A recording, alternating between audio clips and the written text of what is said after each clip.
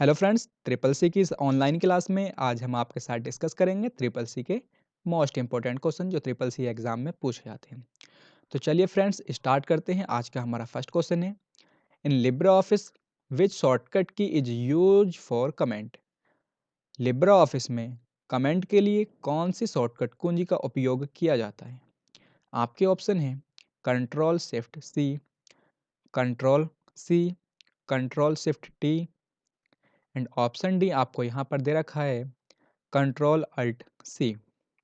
अगर आपको इन क्वेश्चन के राइट आंसर पता है तो आप कमेंट बॉक्स में बताते रहिए और साथ ही साथ इन क्वेश्चनों को आप नोट भी करते चलिए ताकि ये क्वेश्चन आपको और आसानी से याद हो जाएं।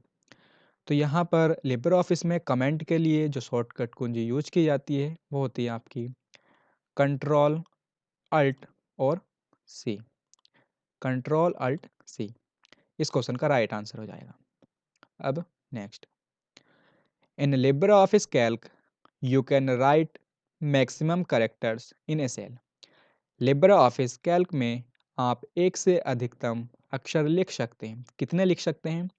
यहाँ आपके ऑप्शन हैं 32,767, 32,654, 3,56,547 या इनमें से कोई सा नहीं। तो लिब्रे ऑफिस कैल्क में आप एक सेल में अधिकतम 32,767 करेक्टर लिख सकते हैं। तो ऑप्शन ए इस क्वेश्चन का राइट आंसर हो जाएगा। अब नेक्स्ट है, which shortcut key is use to move to the next sheet. अगली सीट पर जाने के लिए किस शॉर्टकट की का उपयोग किया जाता है? आपका ऑप्शन है option A tab, option B control plus tab, option C control plus shift plus tab and option D control shift plus sorry यहाँ पर ऑप्शन डी जो दे रखा है वो आपको शिफ्ट प्लस टैब दे रखा है। तो अगली सीट पर जाने के लिए कौन से शॉर्टकट की का यूज करेंगे हम? Control plus tab. Option B इस क्वेश्चन का राइट आंसर हो जाएगा। चलिए नेक्स्ट क्वेश्चन की तरफ चलते हैं। In spreadsheet which shortcut key is use to select the row of the selected cell. Spreadsheet में सेलेक्टेड सेल की रो को सेलेक्ट करने के लिए कौन सी शॉर्टकट कुंजी का उपयोग किया जाता है?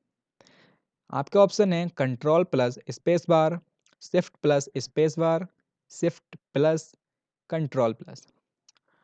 तो स्प्रेडशीट में सेलेक्टेड सेल की रो को सेलेक्ट करने के लिए किस शॉर्टकट कुंजी का उपयोग करेंगे?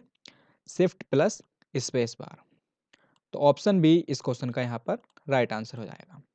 ठीक है, नेक्स्ट है, in LibreOffice Calc the intersection of a row and column is called.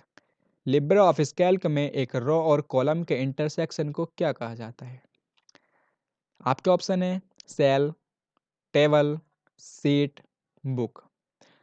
तो लिब्रे ऑफिस कैल्क में रो एंड कॉलम के इंटरसेक्शन को कहा जाता है सेल। ऑप्शन ए इस क्वेश्चन का यहाँ पर राइट आंसर हो जाएगा। और सेल में जो एड्रेस मौजूद होता है वो कहाँ पर दिखाई देता है आपको? नेम बॉक्स में। कहाँ दिखाई देता है? नेम बॉक्स में। ठीक है, चलिए नेक्स्ट क्वेश्चन है, in LibreOffice Calc which symbol shows after a formula error.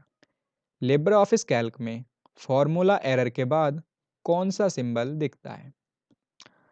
Option है आपके hash, option B at the rate, option D दे रखा है यहाँ पर आपको और यहाँ पर ऑप्शन डी जो है आपका वो दे रखा है हैज़। तो ऑप्शन डी इस क्वेश्चन का राइट आंसर हो जाएगा।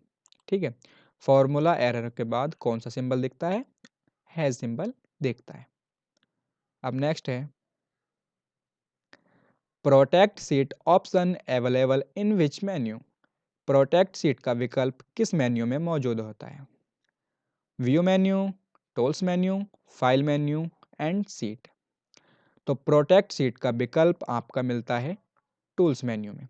तो ऑप्शन बी इस क्वेश्चन का राइट आंसर हो जाएगा। और फाइल मेन्यू में आपको एग्जिट लिब्रे ऑफिस का ऑप्शन मिलता है जिसकी शॉर्टकट की होती है आपकी control plus Q.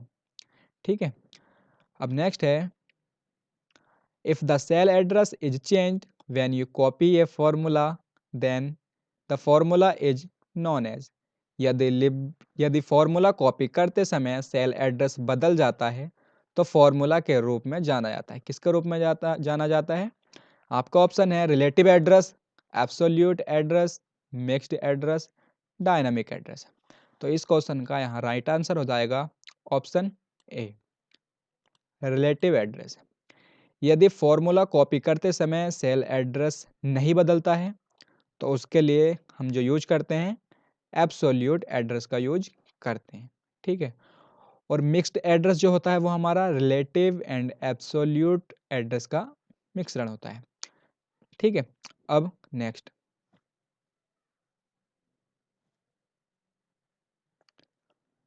In LibreOffice Calc the drawing toolbar can also be placed somewhere other than its location.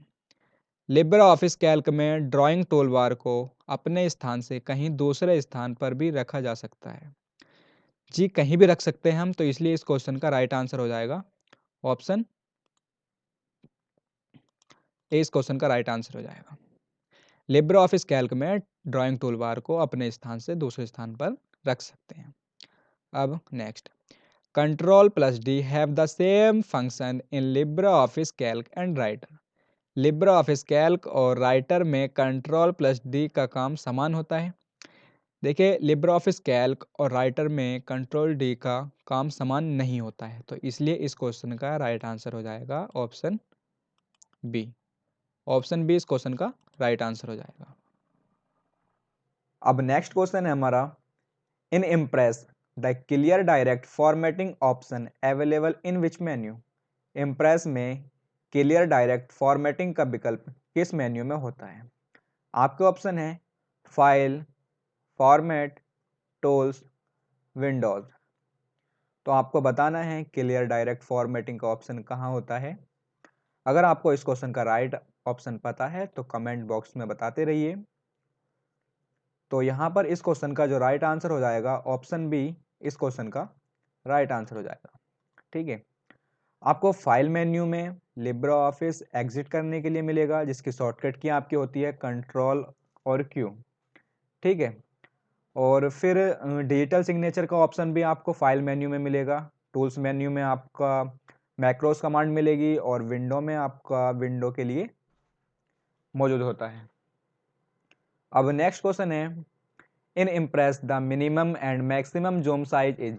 Impress में न्यूनतम व अधिकतम जूम साइज होता है 20-400, 10-500, 5-3000 या इनमें से कोई सा नहीं।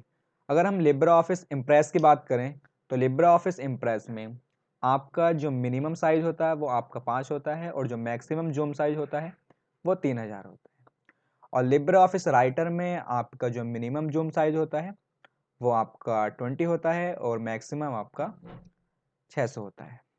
इसी तरह लिब्रे ऑफिस कैल्क की बात करते हैं। लिब्रे ऑफिस कैल्क में आपका मिनिमम जूम साइज 20 होता है और मैक्सिमम जूम साइज आपका 400 होता है। ठीक है। अब नेक्स्ट क्वेश्चन तक जाने से पहले इस क्वेश्चन का राइट आंसर जान लेते हैं। तो इस क्वेश्चन का राइट आंसर हो जाएगा ऑप्शन सी। ठीक है। नेक्स्ट क्वेश्चन है, in Libre office impress macros command available in which menu. Libre office impress में मैक्रोस कमांड किस मेन्यू में मिलता है? किस मेन्यू में मिलता है? आपके ऑप्शन है insert, slide, tools, none of this. तो मैक्रोस कमांड कहाँ मिलती है आपकी? टूल्स मेन्यू में। तो इसलिए इस क्वेश्चन का राइट आंसर हो जाएगा ऑप्शन सी। नेक्स्ट क्वेश्चन है, in Libre office impress the slide sorter available in which menu. Libre office impress में स्लाइड सॉर्टर किस मेन्यू में पाया जाता है? आपका ऑप्शन है view, insert, slide show and option D यहाँ दे रखा है आपको फॉर्मेट। तो स्लाइड सॉर्टर किस मेन्यू में पाया जाता है? व्यू मेन्यू में। तो ऑप्शन ए इस क्वेश्चन का राइट आंसर हो जाएगा। ठीक है। अब नेक्स्ट क्वेश्चन है, आधार इज ए। आधार है एक, आधार क्या है? आधार 12 डिजिट नंबर कार्ड होता है और identity card issued by UIDAI द्वारा इशूड किया जाता है एंड ए सेविंग अकाउंट होता है। और ऑप्शन डी दे रखा है यहाँ पर आपको बोथ ए एंड बी। तो इस क्वेश्चन का जो राइट आंसर है वो हो जाएगा आपका option D, both A and B. क्योंकि आपका जो आधार कार्ड होता है वो 12 डिजिट नंबर कार्ड होता है और identity card issued by UIDAI द्वारा इश्यूड किया जाता है। तो ऑप्शन डी इस क्वेश्चन का राइट आंसर हो जाएगा। अब नेक्स्ट है, what is the full form of UTR? UTR का पूर्ण रूप क्या है? आपका ऑप्शन है uniquely transaction reference, unique transfer reference, unique transaction reference, and option D आपका दे रखा है नन ऑफ दीज। तो यूटीआर की फुल फॉर्म होती है यूनिक ट्रांजैक्शन रेफरेंस। ठीक है, तो ऑप्शन सी इस क्वेश्चन का राइट आंसर हो जाएगा। अब नेक्स्ट है, which of the following is not A benefit of internet banking? निम्न में कौन सा इंटरनेट बैंकिंग का एक लाभ नहीं है? Gain higher interest rate, online payment of bills, instant money transfer, check account statement any time. तो इंटरनेट बैंकिंग का एक लाभ कौन सा नहीं है? गेन हायर इंटरेस्ट रेट, इसलिए इस क्वेश्चन का राइट आंसर हो जाएगा ऑप्शन ए। ठीक है, नेक्स्ट है, who maintains the RTGS payment network? RTGS भुगतान नेटवर्क का रखरखाव कौन करता है?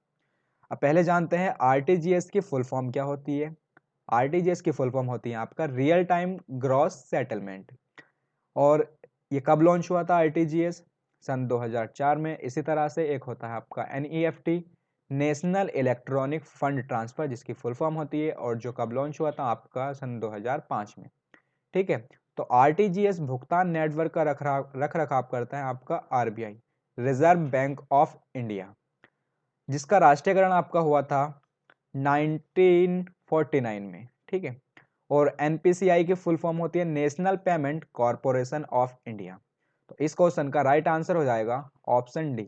ठीक है, ऑप्शन डी इस क्वेश्चन का राइट आंसर हो जाएगा। अब next, what is the meaning of IMPS? IMPS का अर्थ है, आपका ऑप्शन है immediate payment service, immediate payment system, internet payment system, and option D है ऑल ऑफ दीज।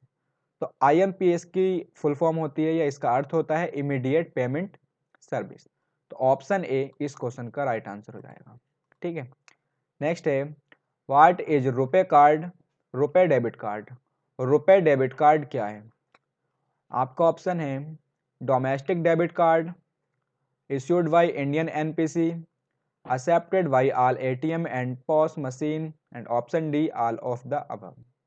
तो रुपए डेबिट कार्ड क्या है? आपका डोमेस्टिक डेबिट कार्ड है, issued by Indian NPC and accepted by all ATM and POS machine. और इस question का राइट आंसर जो हो जाएगा आपका option D all of the above, इनमें से सभी रुपए डेबिट कार्ड। ठीक है, अब next, how many characters in the IFSC code? IFSC code कितने कैरेक्टर्स का होता है? कितना होता है आपका? 11। तो ऑप्शन सी इस क्वेश्चन का राइट आंसर हो जाएगा। आईएफएससी की फुल फॉर्म होती है इंडियन फाइनेंशियल सिस्टम कोड। ये भी आपको याद करनी है क्योंकि ये भी एग्जाम में पूछी जाती है। अब नेक्स्ट है, who was the first to use the term big data? Big data शब्द को सबसे पहले किसने इस्तेमाल किया था? किसने किया था? स्टीव जॉब्स ने, बिल गेट्स ने, जॉन मैसी ने, या जॉन ब्रेडी ने? तो बिग डेटा शब्द को सबसे पहले इस्तेमाल किया था आपका जॉन मैसी ने। किसने किया था? जॉन मैसी ने। और कब किया था? 1990 में। ठीक है, तो इस क्वेश्चन का राइट आंसर हो जाएगा option C. Which of the following models is a deployment model? निम्न में से कौन सा मॉडल डेप्लॉयमेंट मॉडल है? आपका ऑप्शन है public, private, hybrid, and all of these. तो यहाँ जितने भी आपको दिखाई दे रहे हैं पब्लिक, प्राइवेट एंड हाइब्रिड, तीनों ही मॉडल डेप्लॉयमेंट मॉडल हैं। तो इसलिए इस क्वेश्चन का राइट आंसर हो जाएगा ऑप्शन डी। ठीक है, अब नेक्स्ट क्वेश्चन है, which of the following is not a major type of cloud computing usages? इनमें से कौन सा क्लाउड कंप्यूटिंग उपयोग का एक प्रमुख प्रकार नहीं है? आपका ऑप्शन है हार्डवेयर, प्लेटफॉर्म, सॉफ्टवेयर, इंफ्रास्ट्रक्चर। तो क्लाउड कंप्यूटिंग उपयोग का एक प्रमुख प्रकार कौन सा नहीं है? तो ऑप्शन ए हार्डवेयर आपका इस क्वेश्चन का राइट आंसर हो जाएगा। ठीक है, अब next, cloud in cloud computing means, cloud computing में क्लाउड का अर्थ है wireless, hard drive, people, internet. तो क्लाउड कंप्यूटिंग में क्लाउड का अर्थ होता है आपका इंटरनेट से, ठीक है। तो इसलिए इस क्वेश्चन का जो राइट आंसर है वो आपका ऑप्शन डी इस क्वेश्चन का राइट आंसर हो जाएगा। देखिए फ्रेंड्स, आप इस क्वेश्चन को सभी स्टूडेंट को शेयर कर दीजिए। अगर आपने इस क्लास को अभी तक सबको शेयर नहीं करा है तो सबसे पहले आप शेयर कर दीजिए इस क्लास को, जिससे कि सभी स्टूडेंट्स अपनी ट्रिपल सी एग्ज़ाम की तैयारी कर सकें और अपना ट्रिपल सी एग्ज़ाम में अच्छा परफॉर्मेंस कर सकें।